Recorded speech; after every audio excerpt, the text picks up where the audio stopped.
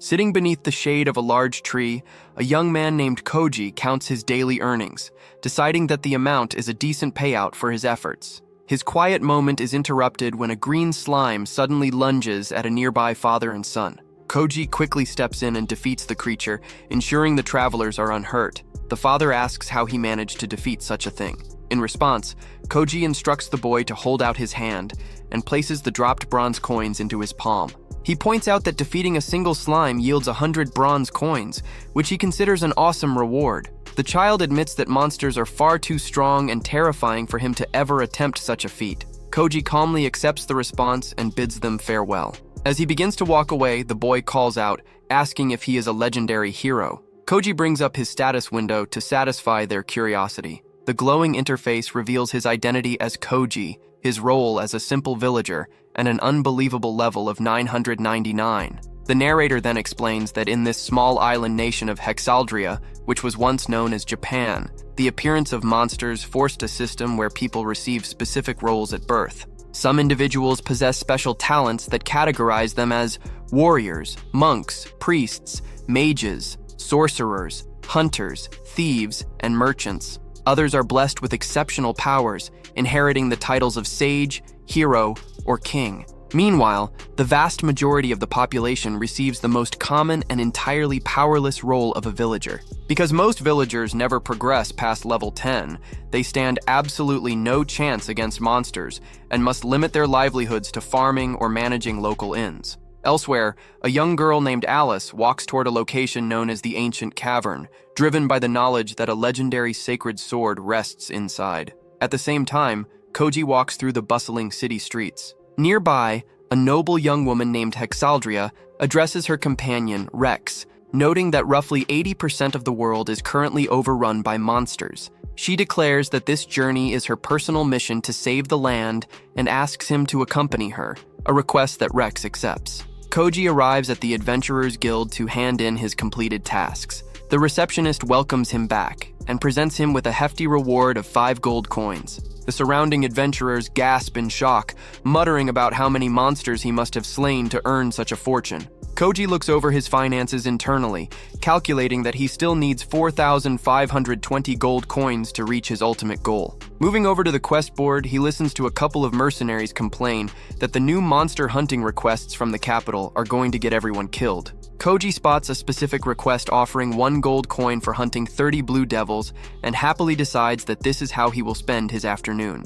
Out in the public square, Rex stands before a large crowd to deliver an impassioned speech. He questions why the capital must continuously issue dangerous quests and why traveling citizens are forced to hire private mercenaries. He proclaims that monsters are the root cause, driven by the intense mana emitted by demons. He brands the demons as the absolute evil of humanity and singles out the Demon King as the ultimate target required to bring true peace to the world. Rex formally announces his status as a hero and calls for strong recruits to join his elite party. The onlookers erupt in excitement upon realizing a hero and a beautiful sage are standing before them, prompting several seasoned fighters to volunteer. A man proudly presents his impressive level of 86, but Rex deems him unqualified. Rex explains that his sole condition is that a partner must be able to contribute just as much as he can, revealing his own status as a level 90 hero. When the crowd questions the power of his companion, Rex admits the sage is only level 42, but explains she will inevitably become an excellent support unit.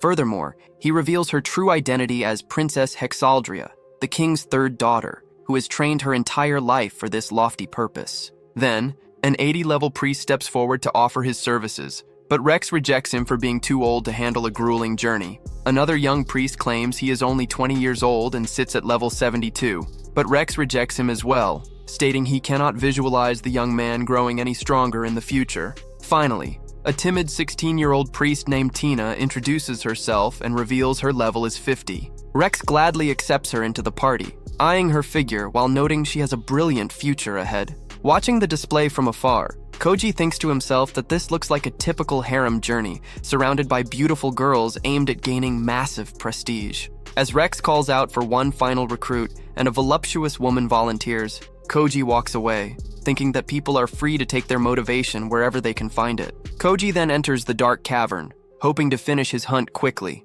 Deep within the cave, Rex and his party fight their own battles. Rex slays a blue devil, earning immediate praise from his female companions. Koji observes them from hiding and decides it is best to avoid the group entirely, picking up his pace to leave. Meanwhile, the girls bond as they walk. Hexaldria requests that they drop her formal royal titles and simply call her by her full name, which Parna immediately shortens to a cute nickname, making the princess happy. Parna then questions Rex about their current destination, pointing out that the Demon King's castle lies in the opposite direction. Rex explains that the royal family possesses exclusive knowledge of a hidden chamber inside this cave, which houses a legendary sacred sword that can only be equipped by a hero of level 90 or higher. The royal family kept it hidden to ensure it would only be wielded by a trusted family member, and the king shared the secret to ensure his daughter's survival. Meanwhile, Koji collects another massive payout of silver, noting that only 2 targets remain because the area is unnaturally flooded with monsters.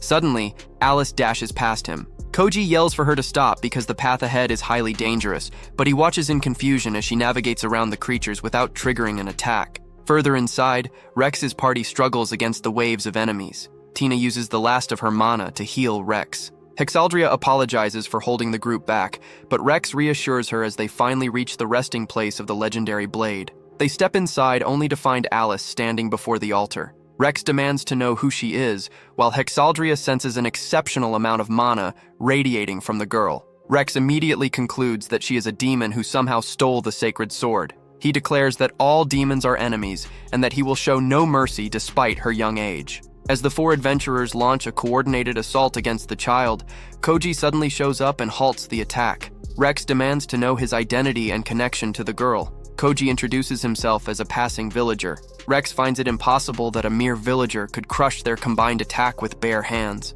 Koji then shows them his status screen, forcing them to realize he is telling the truth. However, the princess points to Alice's horns as undeniable proof of her demonic nature. Koji defends her by claiming the horns are just a hair accessory and falsely states that she is his younger sister. He explains that they simply accumulated a massive pile of Blue Devil horns from their hunting quest, showing them his completed log to justify the intense mana readings. Rex accepts the explanation for the moment but demands to know what she was doing in the chamber and what happened to the sacred sword. Koji casually admits that he visited the cavern a long time ago, stumbled upon the room and took the sword, which he then sold to a merchant at the market. Rex furiously states that the sword was infused with ancient magic and could only be drawn by a chosen hero, accusing Koji of lying. To prove his words, Koji effortlessly lifts the massive concrete altar that once held the blade.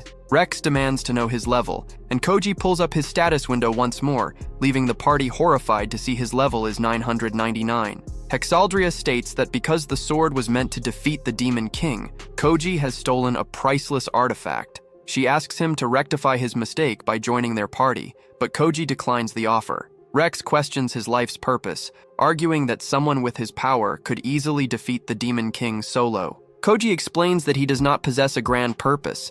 He is merely trying to earn money to survive like everyone else, and he holds no personal grudge against the Demon King. Hexaldria tries to appeal to his sense of justice, asking if he cares about the suffering of innocent people or the promise of endless riches and glory. Koji admits he likes wealth but cares nothing for glory, adding that he will gladly help any suffering person he encounters. Hexaldria declares that this should be more than enough reason to fight, and desperately offers to become his wife the moment the Demon King falls. Koji rejects the marriage proposal. He tells the princess that her talk of saving people sounds self-righteous, adding that she still does not understand how the true world works before walking away with Alice. Emerging from the cavern, Alice tells Koji to wait, explaining that she has been searching for someone like him for a very long time. She then looks at him and asks him to marry her. Koji dismisses Alice's request, joking that he might consider it in 100 million years. As he turns to leave, Alice desperately begs him not to go. Koji bluntly explains that he cannot marry a kid, adding that he prefers mature ladies with hourglass figures. Refusing to give up, Alice insists that it does not have to be right now, suggesting they wait 1 year or even 3 years. Wanting to change the subject, Koji asks why she wanted the legendary sacred sword in the first place. Alice reveals that her father is gravely ill, and she feared that if a hero obtained the sacred sword, they would use it to kill him. When Koji asks who her father is, Alice hesitantly admits that her father is the Demon King himself. Koji realizes he knows who her father is, recalling previous run-ins with him. Alice explains her father has been bedridden for over a year and asks if that is why Koji turned down the request to kill him. Koji clarifies that he simply believes killing him would solve nothing, noting that the mana from demon horns naturally produces monsters that attack humans, causing humans to hate demons regardless. Alice tearfully expresses her desire for peaceful coexistence, hoping to prove that demons and humans can get along, which is why she wanted to marry him. Koji firmly rejects her proposal once more, stating that demons are no different from humans except for creating monsters, and it is not her fault she was born with horns. The system of the world itself is what is messed up. When Alice asks why he refuses to kill demons, Koji simply replies that doing so is dumb. As night falls in the surrounding woods, Koji asks Alice how long she intends to follow him, noting that they are nearly at town. Alice asks for a favor, clarifying that while she would still love to marry him, she needs him to help her buy a medicine called the Spirit's Blessing Potion to save her father. She mentions she has 500 silver coins, but Koji informs her that the rare potion costs 10 gold coins. Stunned by the astronomical price, Alice asks if he could lend her the money, explaining that if her father dies, humans will eventually wipe out all demons. Koji points out that saving her father will not stop humans from targeting him, asking if she harbors hatred toward humanity. Alice replies that hating humans accomplishes nothing, asserting that demons are no better. Surprised by her perspective, Koji admits he rarely meets demons who think like her. Alice expresses her joy at meeting a kind human, recalling her father's advice to have faith that such people exist. Vowing not to give up on uniting humans and demons, Alice stands resolute. Touched by her determination, Koji tells her to turn around and hold still. He agrees to buy her the potion on the condition that she travels with him. Knowing the mana from her horns would expose her identity,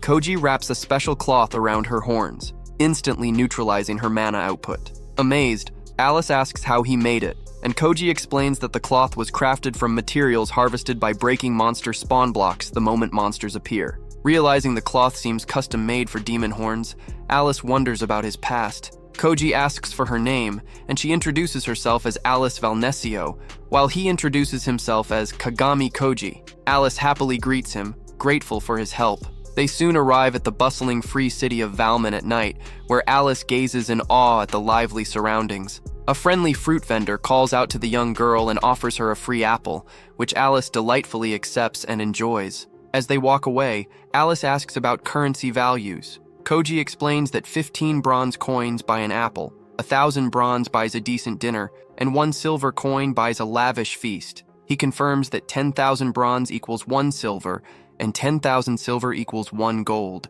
adding that 1 gold can buy a small house while noble mansions cost around 50 gold. Alice realizes with dismay that the Spirit's Blessing Potion is a legendary panacea costing 10 gold, a luxurious treasure nobles rarely obtain. Feeling foolish for thinking her 500 silver was enough, Alice gets cold feet, but Koji suggests that they can charge the Demon King 15 gold coins for her safe return and the potion. Overjoyed by his willingness to accompany her to the Demon Castle, Alice happily agrees. They check into a cozy inn, where Alice relaxes on a soft bed and enjoys a warm meal. Koji instructs her to wait safely in the room, while he goes out to purchase the potion and recruit a reliable friend to protect her during their journey, warning her strictly not to open the door for anyone else. Left alone, Alice reflects on the harsh reality that demons are seen as humanity's enemy, realizing she was overly naive.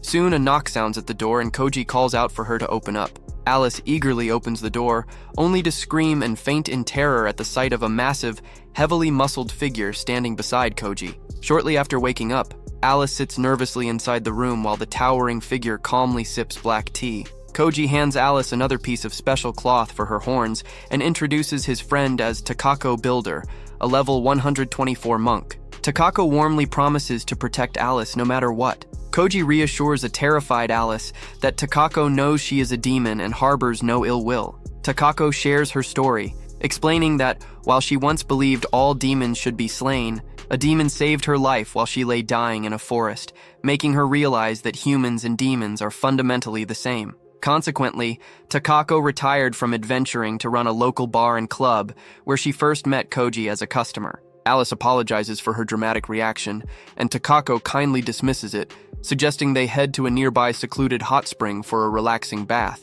Alice stammers nervously, causing Koji to clarify that Takako is actually a woman. Alice gasps in utter shock at Takako's muscular chest, prompting Koji to explain that Takako burned off all her chest fat and converted it entirely into raw muscle. Takako playfully wallops Koji for his blunt phrasing, telling the young girl to ignore his crude words as they prepare to head out. Alice expresses her admiration for Takako's immense strength, noting how easily she knocked around the level 999 villager. Takako explains that monks possess 3 times the physical strength of a villager at the same level, specialized combat skills every 100 levels, and close-range combat mastery, though she admits she could never defeat Koji in a fair fight. Alice wonders how Koji managed to reach such an absurd level. Takako notes that gaining levels requires defeating monsters stronger than oneself, which puzzles Alice since she knows of no monsters over level 500. Takako reassures her that no one else can reach Koji's level, because Koji lacks something precious to every living being and is the ultimate idiot. When Alice asks what that precious thing is,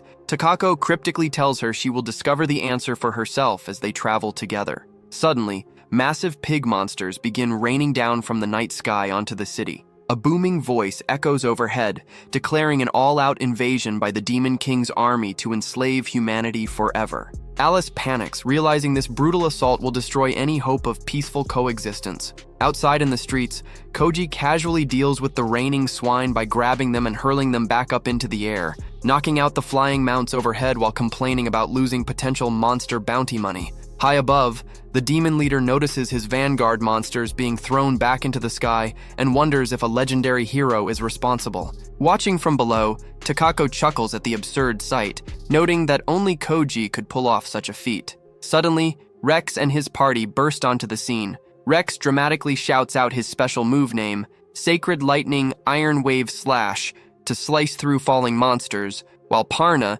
teasingly questions the need to announce his attacks. Hexaldria urges the city's adventurers to rise up and fight under Rex's leadership. Interrupting their heroic display, Koji criticizes Rex's flashy, reckless attacks in the middle of a crowded city, pointing out that missing targets with such powerful weapons could easily strike innocent civilians. He gives Hexaldria's chaotic plan a dismal 3 out of 10 score before giving her a sharp chop to the head. Hexaldria gasps in shock, noting that no man has ever struck her head before. Takako and Alice join Koji, while Parna and Tina wonder aloud if Koji lacks magic, since he relies purely on physical strength. Looking up at the sky, Alice recognizes the demon commander leading the assault as Menno, a loyal vassal whose family has served her father for generations. Hexaldria insists they must make a grand show of strength to scare off the demon army, but Koji counters her logic, explaining that the enemy is likely conducting reconnaissance raids across the realm to scout targets,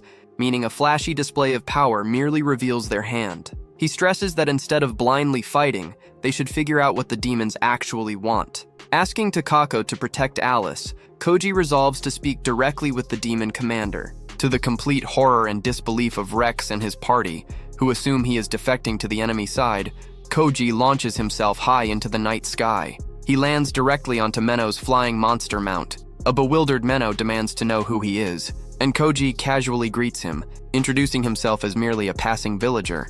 Menno fires a magic blast at Koji in frustration, calling his sudden appearance preposterous. Koji effortlessly takes the hit and tells him to chill out. Realizing the blast did not leave a single scratch, Menno gasps in horror, asking if the man before him is a hero. Koji repeats that he is merely a villager. Checking Koji's status, Menno freezes in sheer shock upon seeing that Kagami Koji is level 999. Believing a human could never reach such absurd power, Menno deems him an extreme threat and prepares to strike with everything he has. Koji tells him to calm down, assuring him that he has no intention of killing the Demon King, adding that he is actually friends with both the Demon King and his daughter Alice. Menno is stunned to hear that Koji knows Princess Alice. When Koji explains that Alice is currently under his care down below, Menno demands to know if Koji is taking the demon's side. Koji replies that while he is human, he is not their enemy either. He asks Menno if the Demon King personally ordered this invasion. Menno finds the question ridiculous, explaining that His Majesty is fine,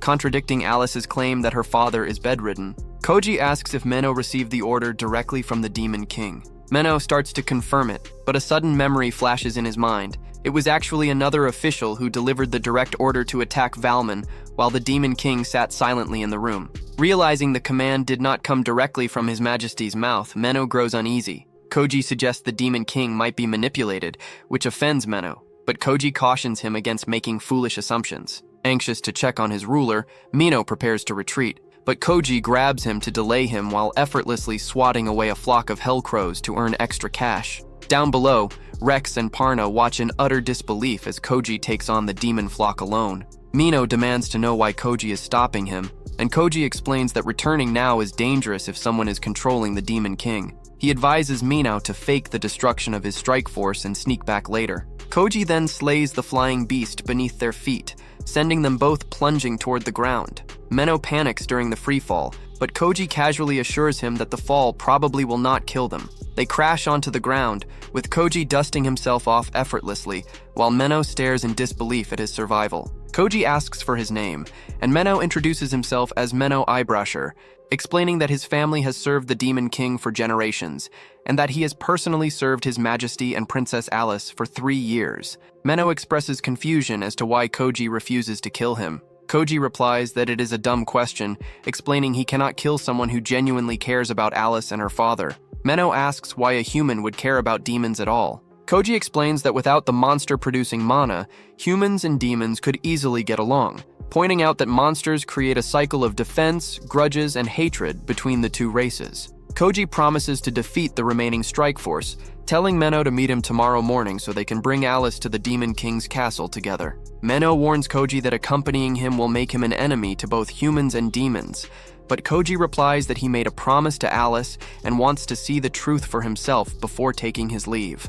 The next morning over breakfast, Alice happily thanks Koji for talking things out with Menno. Koji notes that Menno turned out to be quite reasonable. When Alice asks about Takako, Koji explains she went out early to buy supplies for their trip. They discuss travel logistics to the Demon Castle, with Koji noting it takes 6 days as the crow flies, but their growing party cannot use horses because horses fear demon mana. Though Alice wonders what they will do, Koji reveals he knows a fast alternative. Out on the road, 2 centaurs pull a heavy carriage while arrogantly calling humans trash. Suddenly, the carriage driver whips the centaurs, causing them to squeal in intense pleasure and pull faster. Koji explains to Alice that centaurs are proud and uncooperative, but they willingly obey in exchange for being whipped. Soon, they meet up with Menno, who immediately kneels before Alice and apologizes for unknowingly attacking a town she was visiting.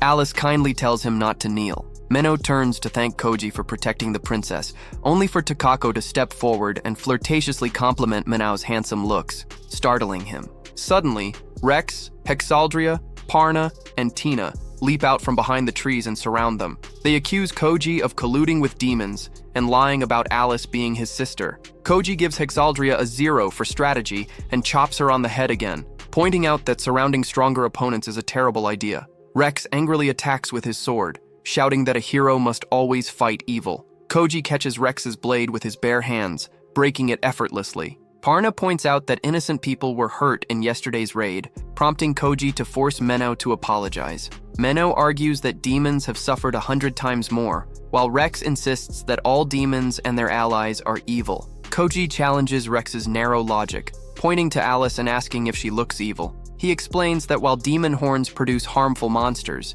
demons themselves are no different from humans and are not inherently evil. When Tina argues that Menno must still be punished for attacking the city, Koji sincerely apologizes on Menno's behalf, asking for time to investigate because the peace-loving Demon King would never order such an attack. Rex refuses to believe the Demon King wants peace, but Koji reveals he met the Demon King personally and points out that demon forces have never launched city raids before. Refusing to trust him, Parna hurls fire spells at the group, suspecting Koji is brainwashed. Realizing talk is useless for now, Koji grabs his group and escapes, telling Rex they will talk next time. Alice remarks that achieving coexistence is tough, but remains hopeful because the heroes actually listened to Koji's words. Riding in the centaur-pulled wagon, Alice marvels at their ride. The centaurs insult Koji as lower than trash, but gladly pull the wagon out of gratitude to Menno for freeing them, while Menno admits he stole them from a merchant without killing anyone. Meanwhile, back near the woods, Rex asks Hexaldria how Koji could consider humans and demons equal, while Parna suggests returning to town to secure new transport. Later that night, around a campfire, Manao outlines their route to the Demon King's castle, explaining they must cross Athros Island after passing Salmeria. Koji advises taking a long detour, so Menno's unshielded mana does not cause panic. When Koji asks if Menno's force also attacked Salmeria, Menno admits they did, explaining it was a warning raid before the true invasion. Realizing Salmeria will be the demon army's primary target, Koji plans their next move. The following day, they arrive at the gates of Fortress City Salmeria, disguising themselves as merchants selling blue devil horns to hide Menno's mana. Koji tells the gate guard that Alice is his sister visiting to see the city. The guard warmly welcomes them, mentioning a citywide parade celebrating their defense against recent demon attacks, as well as a massive counter-offensive strike force launching tomorrow. Inside the vibrant city, Alice is amazed by the massive crowds. However, Koji and Takako realize the danger. If the Demon King's primary army attacks, the strike force will be wiped out and the city occupied, destroying any remaining chance for peace. Koji proposes a bold plan: infiltrate the Demon King's castle before the strike force arrives, speak with the Demon King directly, stop the army, and lead away the demons who desire peace. When Takako warns that it is reckless and asks what happens if the Demon King truly wants war, Koji resolves to fight him with full strength as a third, independent force dedicated to coexistence. Alice, Takako, and Menno all passionately pledge to stand by Koji's side and fight for peace together. That night, Koji notes that the city gates remain closed until the strike force departs tomorrow morning. Deciding to relax, he takes Alice to a local restaurant for dinner. Upon entering, they unexpectedly run into Rex and his party. Seeing the heroes group, Koji and Alice immediately turn around and sprint out, with Rex, Tina, Parna, and Hexaldria giving chase, though Hexaldria takes a moment to pay their food bill first. Koji leads Alice into the crowded parade to lose their pursuers. Alice suddenly spots a monster in the middle of the parade and panics, but Koji explains it is merely a controlled demonstration where soldiers kill a weak monster to boost public morale. However, moments later, a massive, unscripted hellbeast berserk breaks loose, thrashing wildly and scattering the panicked crowd. As chaos erupts around the parade grounds, Alice desperately cries out Koji's name, while Koji prepares to step in.